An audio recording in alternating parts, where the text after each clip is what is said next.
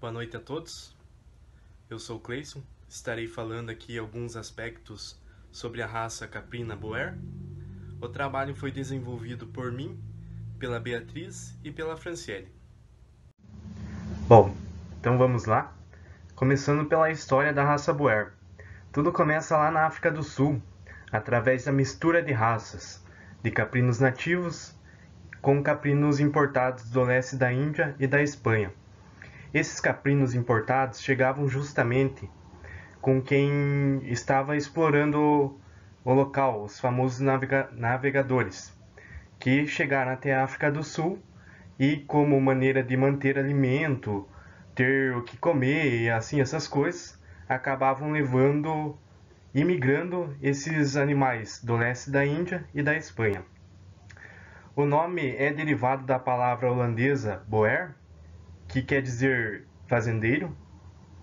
Em 1959, por necessidade, a Associação de Criadores de Caprinos lá da África do Sul estabeleceu um programa de melhoramento genético devido à alta distribuição geográfica que essa raça de animal apresentava e devido à sua alta ascensão, seu rápido crescimento, seu espalhamento aí por diversas partes do globo. O padrão racial é bem característico dos caprinos da raça Boer. Possivelmente só de bater o olho você vai identificar que aquele caprino é de tal raça, no caso Boer. Ele se apresenta através de um animal vigoroso, com boas conformações de carcaça, o que é excelente para aptidão de carne, resistente à doença, apresenta um bom desenvolvimento precoce, tem uma maturidade reprodutiva muito boa. Esse animal entra em cio muito rápido comparado aos outros animais. Apresenta alta fecundidade e fertilidade, que quer dizer assim que é excelente para programas de melhoramento genético e reprodutivo. Tem uma pelagem bem uniforme, apresenta uma boa longevidade e uma alta rusticidade. A sua aptidão, como eu havia dito anteriormente, é para a carne, porém pode ser explorado como leite também. É uma boa raça assim que eu particularmente acredito que ela tenha potencial para as duas explorações, tanto carne quanto leite. É óbvio que leite não é uma exploração assim tão viável e rentável no caso do Boer, mas pode estar se utilizando aí, se beneficiando da produção leiteira do Boer. As fêmeas podem atingir a puberdade já aos 7 meses de idade. Como eu falei anteriormente, são animais que apresentam boa precocidade reprodutiva, e já os cabritos podem começar a cobrir aí as fêmeas com 180 dias de vida. Essa a carne do Boer, é uma carne bem requisitada, não muito aqui no Brasil, que o Brasil ainda está em uma fase de ascensão de mercado, tanto na carne ovina quanto na carne caprina, mas em outras partes do mundo a demanda por essa carne caprina e ovina é alta, o que consequentemente irá incidir sobre a tecnologia de produção, onde muitos produtores vêm buscando ter uma alta produtividade, um alto GPD aí, e menos tempo de engorda. A sua carne apresenta um baixo teor de gordura, e aqui no Brasil, como a gente sabe, a maioria do pessoal aí está entrando na moda aí de ser saudável, né? Então a procura pela carne caprina vem crescendo cada vez mais. Porém, ainda aqui no Brasil podemos dizer que está em um mercado em ascensão, né? Poderia estar melhor, mas a gente percebe que com o passar dos anos as coisas estão melhorando aí pro setor da ovino e caprinocultura. A sua pele apresenta um alto valor de venda e um alto valor de compra depois de processada. Os machos podem atingir de 110 a 135 kg para abate e as fêmeas de 90 a 100 kg. O GPD aí numa variável aí mediana é de 150 a 170 gramas, podendo chegar até 200 gramas em confinamento. O que visa, assim, os produtores visam ao iniciar um sistema de criação de caprinos da raça Boer é o seu maior rendimento de carcaça, quando comparado a outros animais de raças diferentes. O couro ele é muito utilizado na confecção de bolsas, sapatos e entre outros. Como havia dito, aqui no Brasil o mercado ainda está em ascensão e a maioria dos couros são exportados. As características gerais dos caprinos Boer podem ser caracterizadas por partes, começando pela cabeça. Ela possui um fronte proeminente e convexo, regular de chanfro até o nariz, narinas amplas e bem formada. O perfil é subconvexo e convexo, orelhas largas, sem dobras e espalmadas para baixo, de médio comprimento. Os chifres são fortes, de cor escura, de médio comprimento, bem posicionados e separados, e voltados para trás. Os olhos normalmente são marrons e de aparência tranquila. O pescoço, bem implantado, de moderado comprimento e bem proporcional ao tamanho do corpo.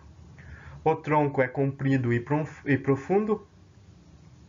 O peito é largo e com boa profundidade e com uma boa massa muscular. As ancas são separadas e musculosas e a garupa é ampla e comprida com uma suave inclinação. Membros são fortes, bem posicionados e proporcionais ao corpo. Articulações fortes e bons aprumos. A pelagem normalmente varia, mas normalmente é branca em todo o corpo, exceto na cabeça e orelha, onde podem variar da coloração vermelha, claro, até o vermelho escuro e até mesmo um pouquinho de pigmento preto. Bom, então essa imagem aqui a gente pôs para ilustrar, né, todo o que foi falado até o momento, onde eu havia dito que a pelagem é inteira no corpo branca, somente na cabeça tem alguma pigmentação vermelha, as orelhas são espalmadas e largas, chifres voltados para trás, o dorso, garupa com boa profundidade, peito com boa profundidade e membros proporcionais ao corpo. Dando sequência aqui, após um breve embasamento aí sobre padrão racial, característica racial e história, vamos estar falando aí sobre o melhoramento genético. O melhoramento genético dos caprinos de corte e leite assume uma posição estratégica para o desenvolvimento desse setor. Como eu havia dito, é um mercado que está em grande ascensão aqui no Brasil. E junto com a sua alta demanda, seu crescimento pela demanda de carne, vem o crescimento da demanda pela produção, onde cada vez mais estamos procurando, né, se adaptar, procurar novos meios aí de produção, onde visem maior rentabilidade tanto para o produtor quanto para o consumidor. A adequação do genótipo ao sistema de produção, ou seja, viabilizar o melhor genótipo para explorar de forma racional aos recursos disponíveis.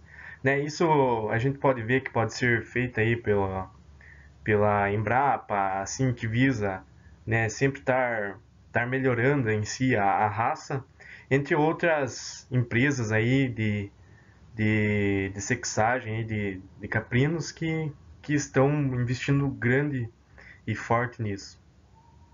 Não adianta investir na atividade se não existir animais com potencial genético para explorá-los de forma eficiente. Isso eu acredito que seja válido para qualquer atividade, não somente para caprino e ovinocultura, mas isso acho que é assim a base de qualquer empreendimento que a gente queira construir. O melhoramento genético se dá através de duas formas. Como todos já estão aí no nono período, aí, né? Acredito que todos já saibam, mas vamos aqui estar repassando, né?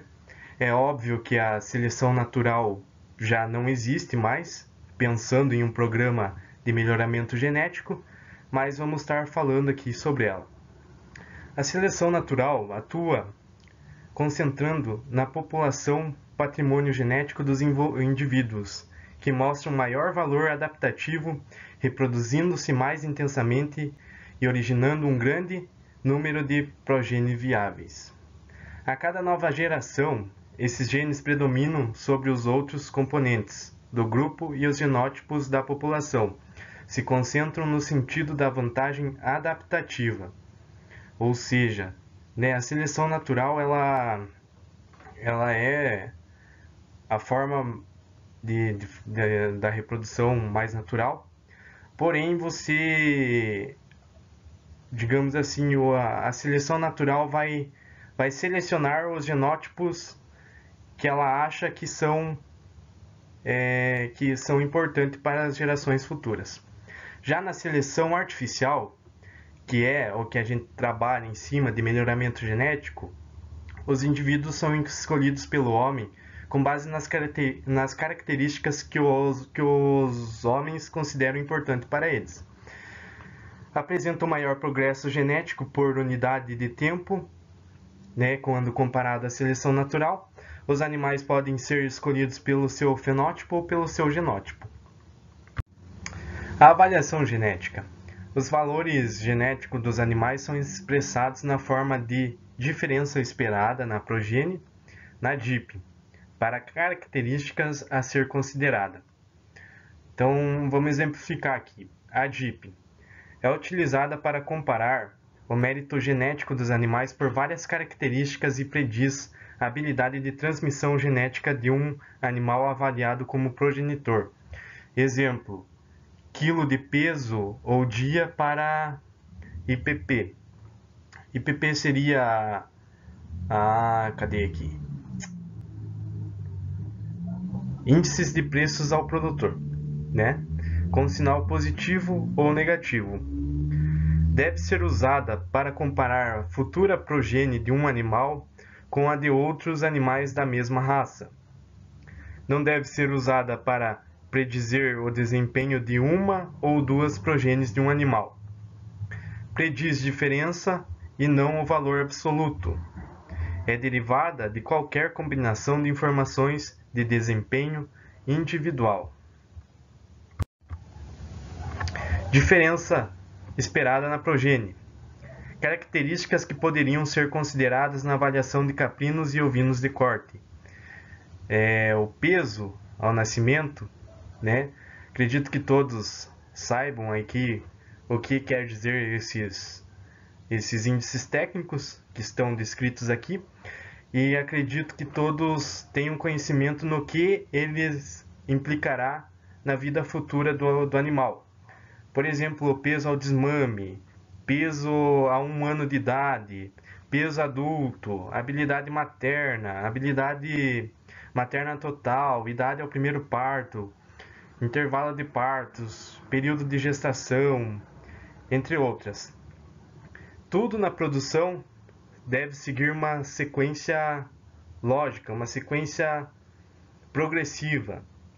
Então, se um animal apresenta um bom peso ao nascimento, com certeza esse animal irá apresentar uma maior desenvoltura de carcaça, atingirá aí uma boa conformidade de carcaça precocemente.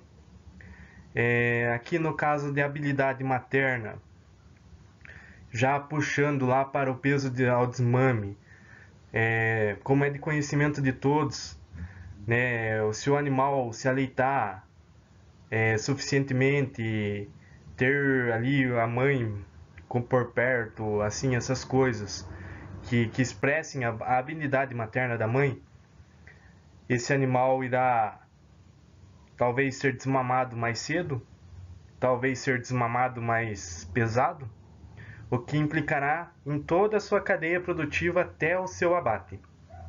Acredito que seja isso.